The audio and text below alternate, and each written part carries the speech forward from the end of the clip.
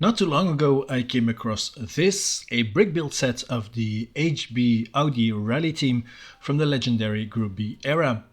This is not a Lego set nor is it a mock, but an officially licensed set by a brand called Powerblock. Since I really like the build of the Lego Speed Champions Audi Quattro S1, I wanted to give this one a go too. The set comprises of two rally cars, the Audi Sport Quattro and the even more bonkers S1 version. A fully equipped service van is also included with a trailer to carry around one car. The S1 in particular will be interesting to compare to the Lego version as it depicts the same car, of course. One thing that attracted me to these sets is the cool looking box art as well. However, when mine arrived, I was unpleasantly surprised. As you can tell, mine came without a box sadly, just the parts bags thrown in together. This was a bit of a disappointment to say the least, so yeah, not the best of starts. Apparently if you do want a box, you need to select the option somewhere, but for me the option was not even selectable, so yeah, sucks for me I guess. The set then comprises of 1401 pieces, which is a good number of bricks for 3 cars. There are 3 manuals, one for each vehicle then I assume. I didn't see a sticker sheet, which can mean 2 things. One, they either forgot to add it to the bags, or 2, this set doesn't need any stickers, so all the parts are printed. And that in turn is quite a pleasant surprise then. There are a lot of these printed parts, 163 of them, and these are also already pre-assembled, it seems, probably because they are printed in one go then, and not piece by piece. This does mean that there are almost no gaps visible in between the pieces, so that's certainly a good thing. I just wouldn't keep these parts already pre-assembled in the bags, it kinda kills the purpose of this being a building set. So let's now move on to the instructions then, and the first manual is for the service van. In real life it was a Volkswagen LT45, but for this set they didn't get the license from VW it seems, as it has no real logo on the grille. That's quite surprising, as VW is part of the VAG group, of which both Audi and Volkswagen are a part of, but only the Audi cars are officially licensed. Since Powerblock is a Chinese brand, it's also very much possible the Audi license is not that real, but then why fake the Audi logos and not the VW? Anyways, to the van then, and straight away I'll say, just judging from the pictures, it seems a bit different from the real Volkswagen van. It kinda has a slammed look, so it's very close to the ground, almost as if it's a tuned version. It certainly doesn't look bad, it's just not very realistic. In fact, I think the cars too don't look to be exact replicas of the Audi Quattros. The vehicles do certainly have features from the real cars and van, but it's almost like it's been toyified a bit, if you know what I mean. It kinda looks like they went for a more cartooned, playful version of the cars. The instruction booklets then look nice and are pretty thick. They look very stylish with these flashy covers with the vehicle you're about to build on it on the forefront and these big Quattro letters in the background. This yellow line then and the Audi Sport lines add a dramatic effect on the cover too. The back of the booklets then look really clean too, just simple yellow with a graffiti style Powerblock branding on it. The manuals for the Audis have the Powerblock logo together with the Audi logo on them. The first page then has a slogan on it. On the other side there's the same one in Chinese I assume. On the next pages is also some info on the Audi Rally Team, but all in Chinese yet again. This cartoonesque drawing then of the cars is pretty cool though. The next page then has some more pictures of the real vehicles, mainly focused on the van here of course. And then the instructions start with some instructions on the instructions. The van is spread out over 4 bags, so I'll start building and give my impressions after every stage. It's 160 steps altogether, so yeah, let's not waste any time and start the build then. So in this first stage you basically build up the underside of the van and this right rear corner as well. Some interior detailing is already showing, like part of the driver's cabin and then also the cargo space of the van of course.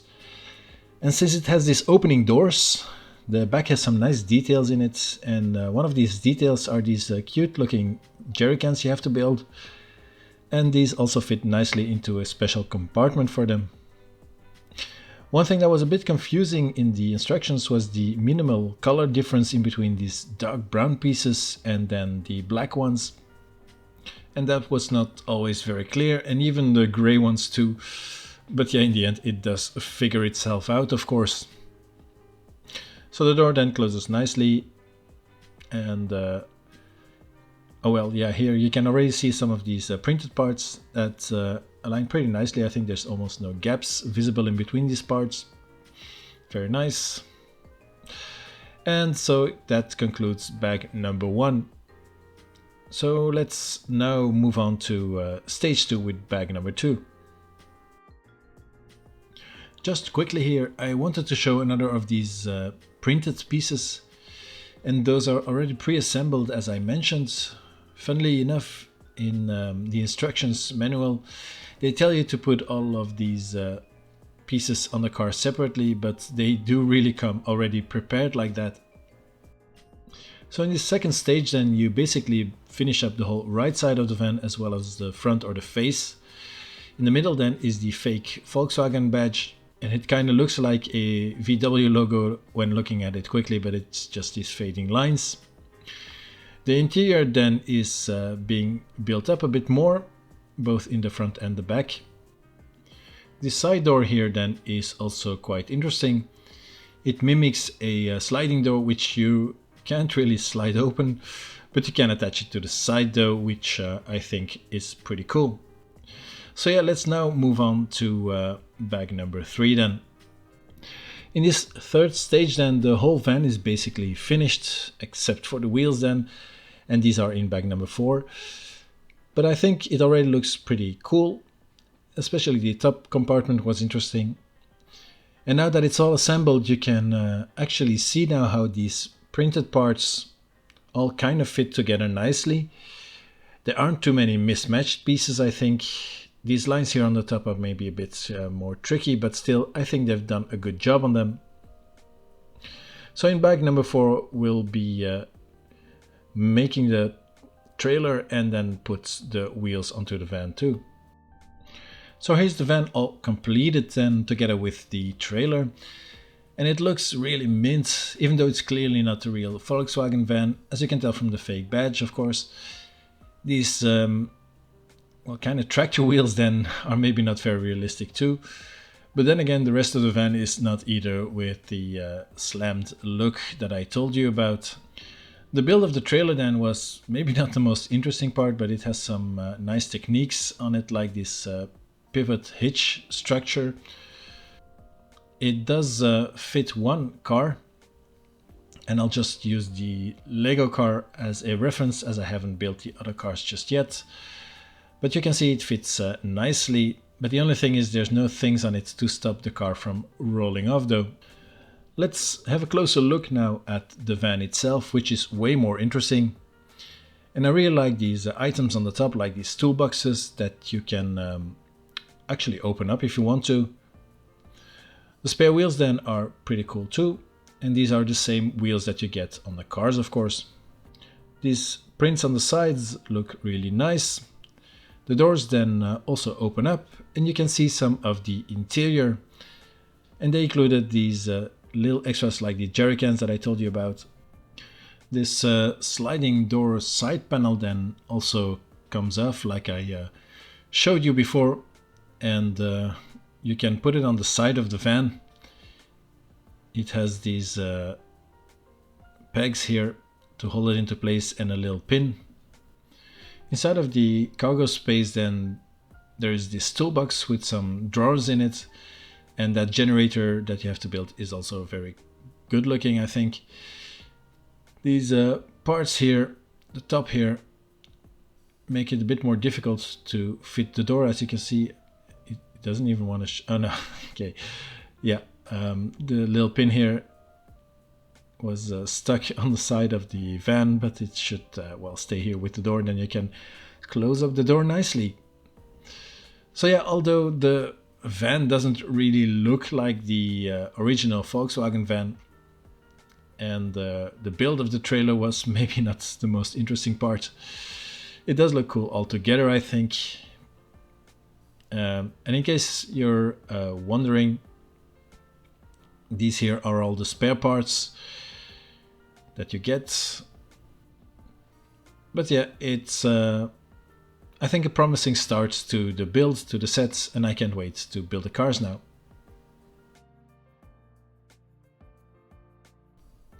The first actual rally car you build is the Sport Quattro. I believe this is the car Audi used in the 1984 season as an evolution of the original Quattro. It looked a lot different to its predecessor with these flared wheel arches and a shorter wheelbase. And I actually always liked this version more than the more extreme S1, so I'm kinda happy that you can build this one as well. The manual then is very much the same as the one for the van, only on the page here there is a picture of the Audi instead of the van. The build of this car is also spread out over 4 bags and is finished in 125 steps. So here then is what you get at the end of stage 1 of the Quattro Sport. You basically build the underside of the car. Here then is another of these printed pieces I was talking about, already pre-assembled, just like these 3 yellow pieces here. And those were attached to a support piece, this black piece underneath. And yeah, you actually need to take these yellow pieces off one by one and then, well, place them in position, of course. The black piece then can be thrown out. There's no need for it anymore. You can bin it, as you can see in the instructions even. But I think I'll keep it. But yeah, so far for the first part of the build of the Quattro Sport. And let's now move on to stage number 2. Just quickly, here again are some examples of these printed pieces that are already pre-assembled. They're even separately packaged, as you can see. And these here for the shoulders of the car were slightly scuffed, unfortunately. Yeah, maybe it wouldn't have been the case if they weren't already pre-assembled, but yeah, who knows. But here we are then at the end of stage 2, and the whole back of the car, or most of the back of the car, is already built. The rear wing then here is that piece that I just showed, that is pre-assembled, and as you can see in the manual again, it's actually supposed to be all separate pieces. Not that it matters that much, but it's a bit weird sometimes to have already pre-built pieces in a building set. This part here then with all these colored bricks is a bit more of a technical section and will complete the look of the rear. But let's now move on to bag number 3 then. So in stage 3 the whole back of the car is finished with this interesting sloping part. A bit of cockpit detailing is also built here, and these side panels are more of these pre-assembled printed parts. The car's rear features a lot of prints then, and some of these had those black support bricks attached to them that can be discarded afterwards, like in the previous stage. The printed parts all align pretty well, I think. And well, this stage was quite interesting to build with some nice techniques as well. But yeah, let's now move on to part number 4 and finish off the car then. So here is the fully built Audi Sport Quattro then, and I think it looks really amazing. There's quite a lot of printed parts on it, but well, it kind of adds something to the realism. And the logos are actually pretty clear too, I think. They look very good, and well, it brings something extra to this brick-built car. This sloping section then at the rear then pivots or moves around a bit, and if you press down on it, it aligns with the roof a bit better, but then the roof pops up a bit. And if you then press down the roof instead, the rear pops up, so not sure what the best situation is here. But if you do it, there's quite a significant gap underneath the roof, but I think it actually looks better like that. The car then has quite an aggressive look, especially with the pronounced rake on it. You can see it in the rear wheel wells. There's much more space in it than on the front.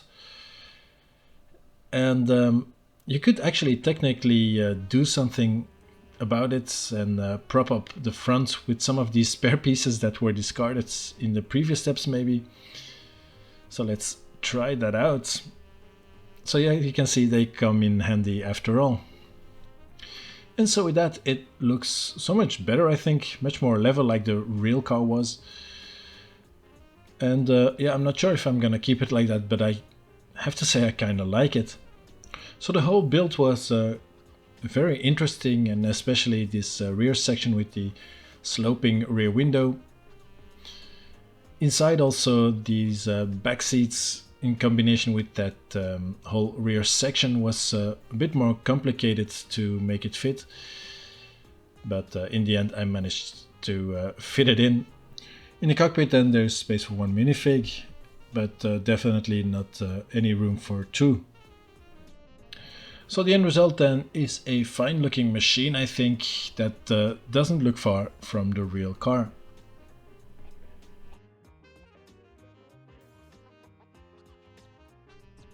Lastly then there is the S1 version of the Quattro, and this is going to make a good straight comparison to the Lego version of this car. The booklet of this version is again the same as the others, but with a picture of the S1 in this section. For this car there are again 4 bags of parts, and the S1 needs 120 steps to complete. And just like with the other car, there's not a lot going on in the beginning. The rear is then built up a bit with all of these nice printed pieces. But yeah, basically there's not a lot to see yet, so let's quickly move on to bag number 2. Here we are then at the end of the second part, and the cockpit has been completed here. And again this colorful technical section like on the other version. And this one also has these pre-assembled shoulder pieces too. And the whole build has been quite similar up until now, in fact. So let's move on to bag number 3 then. And alrighty then, we're slowly getting there. These side panels here are attached now, and the rest of the rear of the car with this double hinged rear wing. The prints on the side then are again very good, with the drivers' names on it now as well. And surprisingly there's a bit of engine detail going on too, although it will be covered up later on, but it's still cool to build. So on to the final stage then, and finish of this car.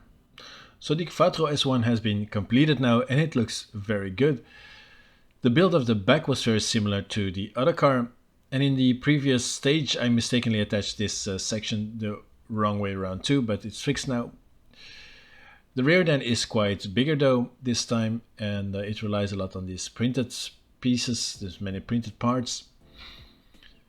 On the front end, underneath this bonnet piece, the engine detail is thus visible, but it's a bit of a hassle to open it up, unfortunately. As you can see, it doesn't go very easily. The prints then are again on point, like these hood clamps or these drivers' names on the doors, and the many sponsor logos, and yeah, they really make this car stand out, I think. So now the Quattro S1 is all built. Let's put it side by side with the LEGO Speed Champions version. And now, that's quite interesting. I really liked the LEGO version, I have to say, and now seeing this power block car next to it, I think I like the LEGO car a bit more. It just looks a bit more realistic and in proportion. I don't really remember the actual build, it's been too long ago, and I'm also too lazy to start over just for the sake of doing a full comparison, but the end result is more favorable in my opinion.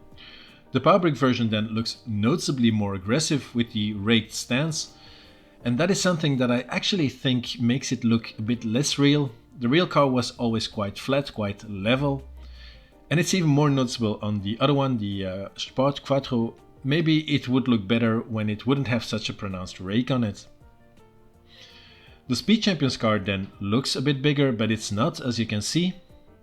It does have room for 2 minifigs, whilst the power brick version has a much tighter cockpit, and I wonder if even one figurine could fit into it. It doesn't really matter though, as the power brick set doesn't come with any minifigs anyways. Now, it's certainly not a bad looking brick build version of the Audi Quattro S1. It still very much looks like the real car, and there's no denying in which car this is supposed to be. The branding on it is much more complete and realistic than on the LEGO Speed Champions version though. There's a whole lot more logos and sponsors that are featured on the Power Brick version, and of course these are also all prints, not even one sticker was needed, which is a big win in my book. So which one then is better? Well, I'll leave it up to you to decide. I think the LEGO looks closer to the real car, but the Power Brick version is somewhat cooler and makes the LEGO look kinda bland. I guess it depends on what you expect from a brick build set, realism or shelf presence. So I thoroughly enjoyed the build of this set. It comes around together nicely, the bricks are of good quality, the attention to detail is really good, and the whole experience is just very pleasant. I really like the printed part, so no messing around with these stickers mid-build, and this is a real big plus for this set by Power Brick. The instruction manuals then are pretty clear and visually also look great. They match the whole retro vibe this set tries to evoke. Shame the box was not included for me, this would only have added to the whole experience. I was actually very pleasantly surprised by this brand. I noticed they have quite a few other licensed sets as well, and I for one can't wait to see what else they will come up with. If you like these motorsports themed building sets, I can only recommend this one. Price-wise, it's very affordable and they not only give you quantity, but also the quality of the blocks, the prints, the manuals is very much on par with what you get from LEGO. And so now I would like to ask you, what do you think of this set by PowerBlock? Have you ever built a set from them before, and how do you think the S1 compares to the LEGO version? Let me know in the comments. So thanks a lot for watching the video, leave a like if you enjoyed it, check out the other content on the channel as well, like this video of another Rally Transporter set I built, the fantastic LEGO mock by DD & Tube of the Lancia Delta Group B Monster. Don't forget to subscribe, and in the meantime, take care and I'll see you soon for a next video.